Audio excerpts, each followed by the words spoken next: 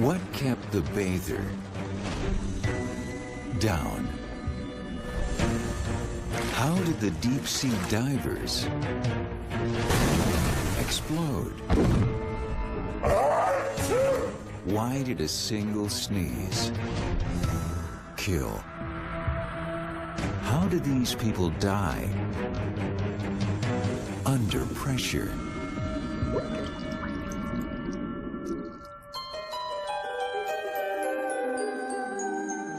There are more ways to die than the human mind can imagine. Some are sudden and shocking. Others are slow and methodical. But every death, no matter how strange, can be explained. Even the most curious and unusual.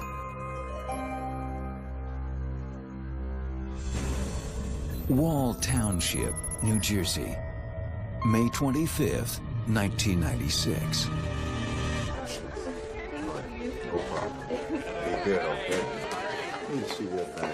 It's prom night for Lisa Myers and her friends. Nice looking crew here. Thank you. See what we got in here. Everything's legal. At right? 3 a.m., they're still going strong. The dance is over. But not the party.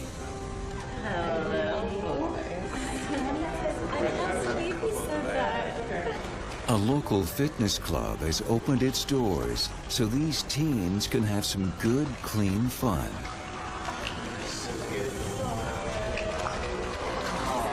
What they don't know is how the fun is about to end.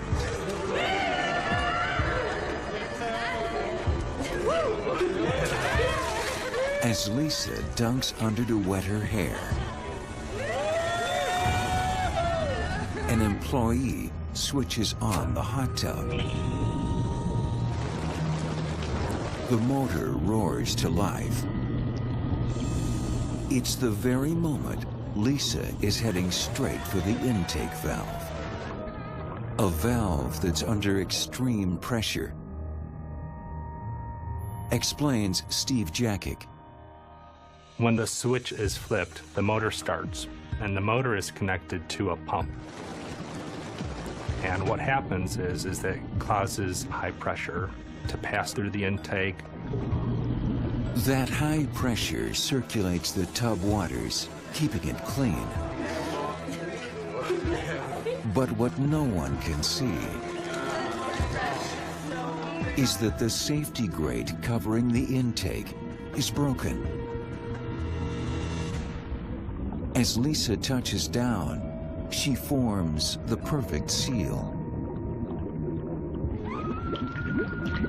A certain size pipe is there to draw in the water, but now if you start covering that up, well, it still wants to keep pumping what it can. So what it does is it tries to suck harder. With Lisa's bottom lodged in the intake valve, it can't draw the water it needs to circulate. This triggers the pump to work harder, increasing its deadly suction. I can tell you. That's why. Lisa is trapped in a meter of water. Look, she's stuck here. She's really stuck. Need some help. Her friends try to haul her off, but they can't overcome the force of the vacuum. I can lift 80 pounds, and all those other 8 people could lift 80 pounds. That's over 600 pounds. And if they still can't get her out, that suggests it's just a tremendous size pump.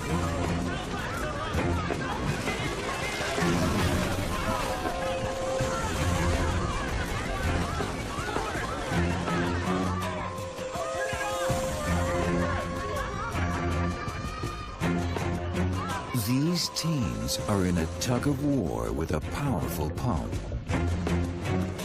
It's 10 times the strength of your average home hot tub.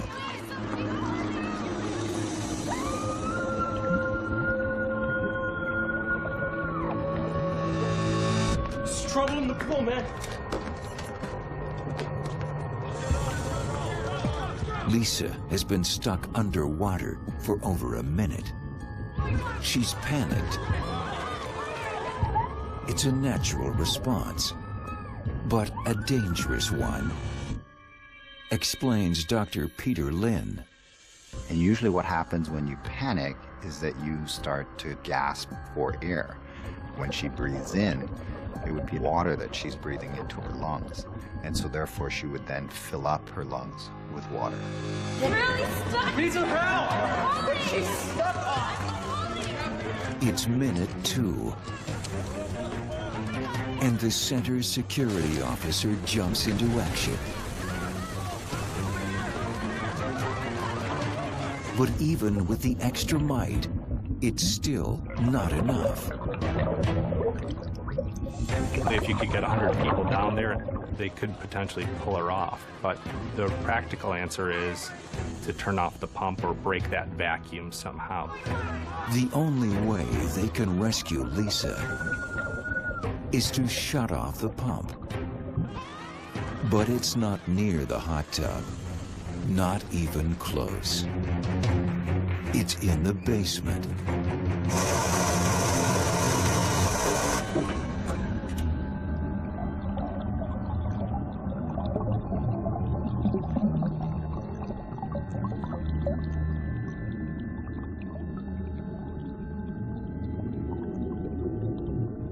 Four minutes in, Lisa is finally free.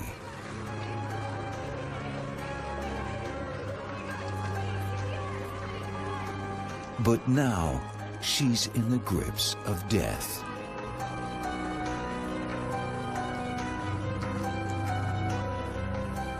Once we run out of oxygen, nothing goes up to the brain becomes damaged. So that's why in these situations, you have about 4 to 6 minutes to get them back and revive them.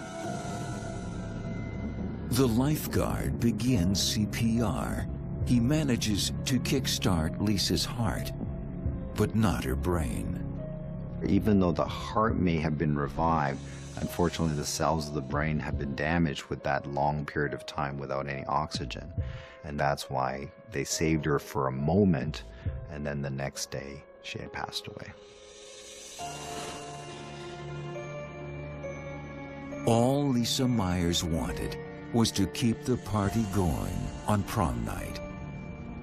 But what drowned out the fun was her own curious and unusual death.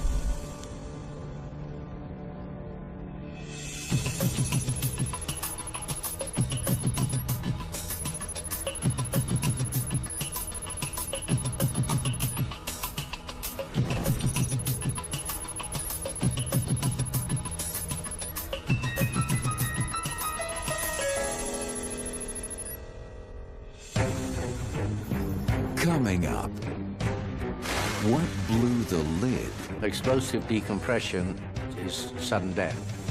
off these deep-sea divers?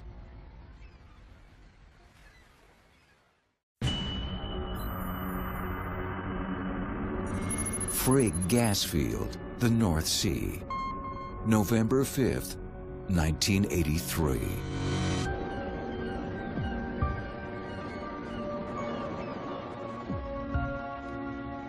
Hey guys, Chris, Eric. You guys got your ears on? This is Eric Massey and Chris Reed. Okay, it's just below you now. These two divers are doing one of the world's most treacherous jobs, working on an oil rig underwater. Right, check the E pressure on line 5. At 80 meters below surface, these waters are cold, dark, and the shifts are long. Need 3 rotations clockwise at least. It all adds up to danger, according to world-renowned diving specialist, Dr. Peter Bennett. They have far more hazards than an astronaut does, And you see many astronauts who are repairing the space station and so on. Well, they're doing the same kind of things on the oil rigs. It's not an easy job when you're working with heavy tools and you can't see, and that's when mistakes get made and you get hurt. They're doing some pretty dangerous things down there. Good, yeah, that should do her. We're gonna bring you guys up now. One of the biggest risks is just getting to and from their deep-sea worksite.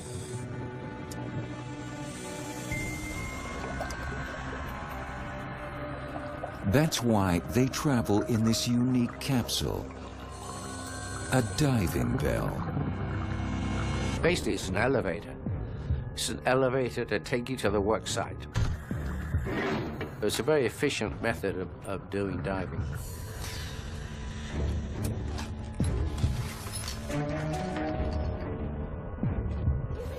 And it's safe, because this elevator is pressurized.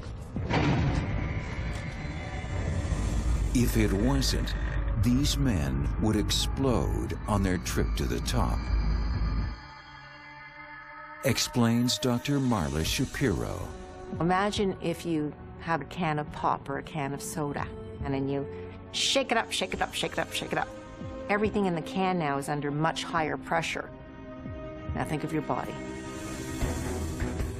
At these depths, the human body becomes densely saturated with both nitrogen and oxygen gas. If you surface too quickly, that gas expands, turns into bubbles, and explodes.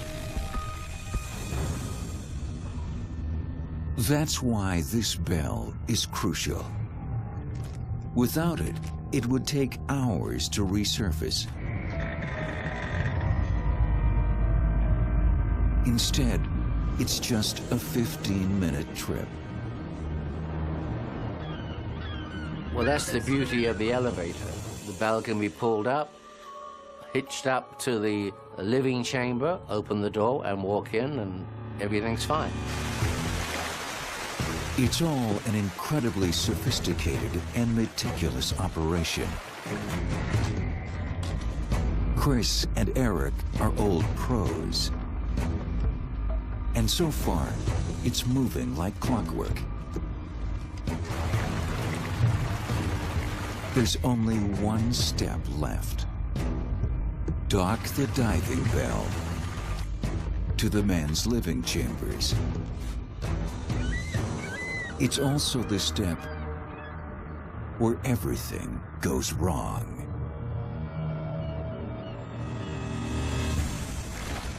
How did the end of a long shift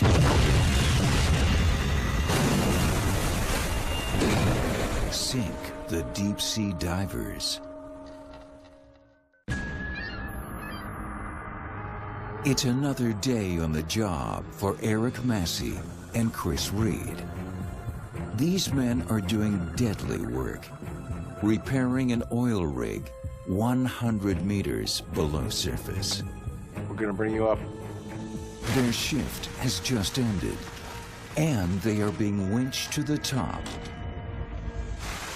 In this diving bell, it's a transport capsule that shuttles them to their living chamber, a place where they can eat and sleep. That's a chamber that's designed to have people live in it for a prolonged period of time. Just like the diving bell, Chris and Eric's living chambers are also pressurized. It's set at the exact same levels, so there's no danger. And you may stay in there a week or a month. So that is a very economic way to work. There is only one catch. They have to maintain the pressure while they dock the diving bell.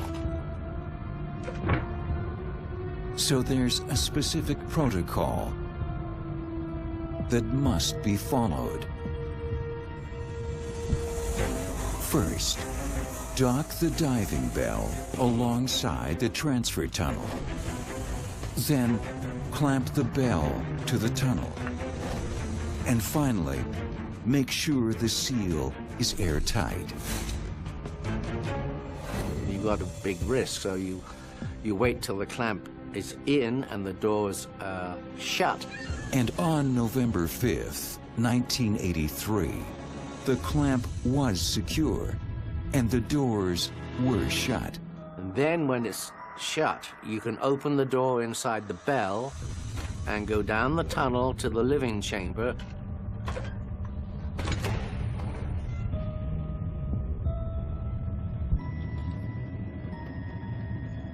Chris leads the way.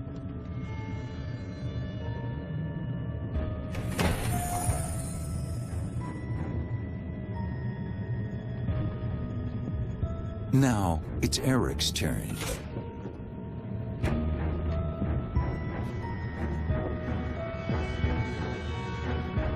They've both made it across safe and sound. But just as they're closing the hatch, something goes horribly wrong.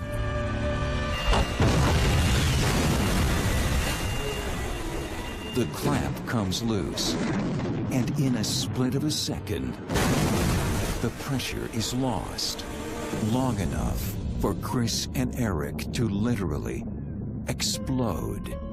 Explosive decompression is sudden death.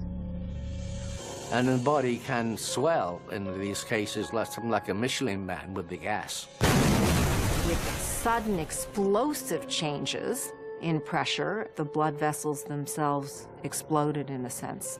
You're talking very high pressures, it disintegrates the body.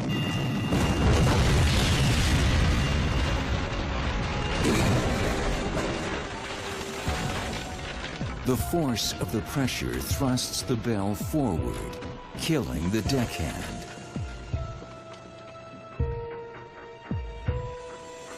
The one thing that's good about it, I'm sure that none of them actually felt any pain. It was instantaneous.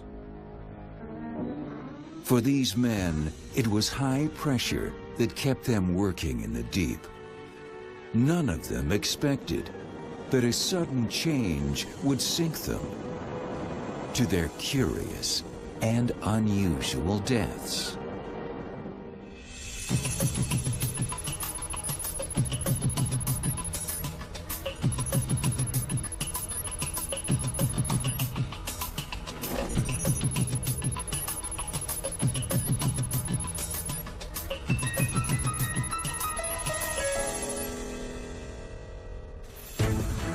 Coming up, how did one big sneeze kill?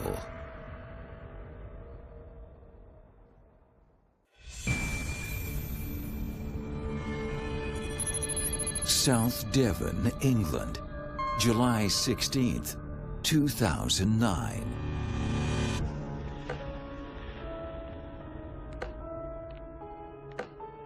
This is Paul Chisholm. He's 1 year shy of his 80th birthday. Hi, Paul. Hello.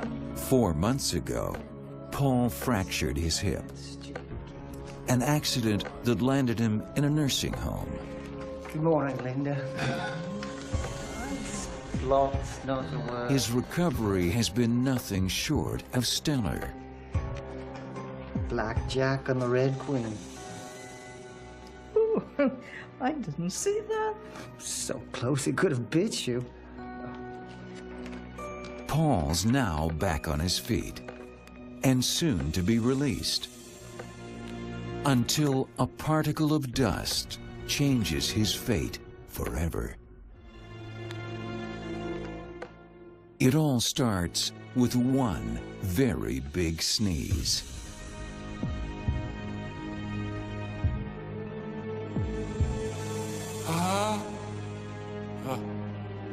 A reflex that's designed to protect, not harm.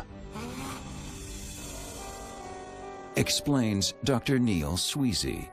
There's nerves inside the nose that are sensory nerves, and those little sensors send a signal to your brain and say, hey, something's tickling me. Your diaphragm goes down and your chest goes out, and then when you've got a nice big full set of lungs, you build up pressure. It's only when the pressure gets really quite high that that is suddenly released.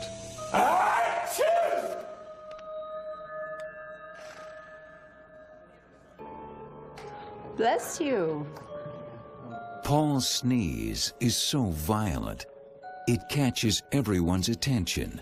Are you okay, Paul?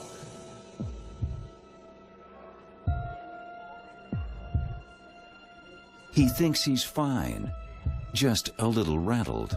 When you have a sneeze, there's secondary effects. There's the pressure coming up from your chest that's suddenly transmitted up the neck and into your head. The increased pressure can sometimes stimulate the receptors in the retina, and you actually see little spots because of the pressure from the sneeze. The pressure from Paul's sneeze has done more than create spots. It's ripped a blood vessel in his head. Paul. Rare, but possible. Ada. Ladies. If you have an abnormality in your blood vessel, and maybe it's a bit thin, a sudden increase of pressure might be just enough to cause a leak. The tear in Paul's brain is small, and the leak is slow. It could heal on its own. Looking lovely as usual. But he's taking pills that are about to make this bad situation worse. Good. Have a nice day. Paul is on blood thinners, a common medication used to prevent clotting after surgery. But as Paul heads back to his room, the small tear in his blood vessel is causing his brain to hemorrhage. It was the straw that broke the camel's back, so to speak. Slowly but surely, blood leaking out through there puts pressure on the brain. And eventually the pressure on the brain gets high enough and the brain ends up getting squished inside the head. In this case, it just happened to be that a sneeze happened at the wrong time and pushed him over the edge. For Paul Chisholm, one big sneeze did not bring any relief. It only served to project him straight towards his own curious and unusual death.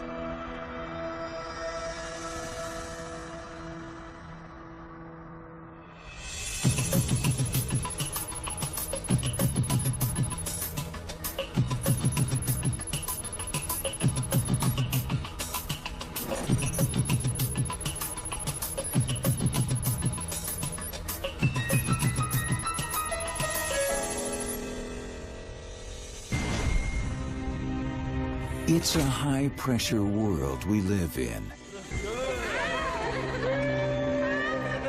So remember, when it builds, try to keep your head above water. And any sudden change can prove explosive. And that even a particle of dust can push you over the edge. The bather, the divers, and the sneezer. All of them experienced life's pressures, never realizing that if it got too high, it would bring them down to a curious and unusual death.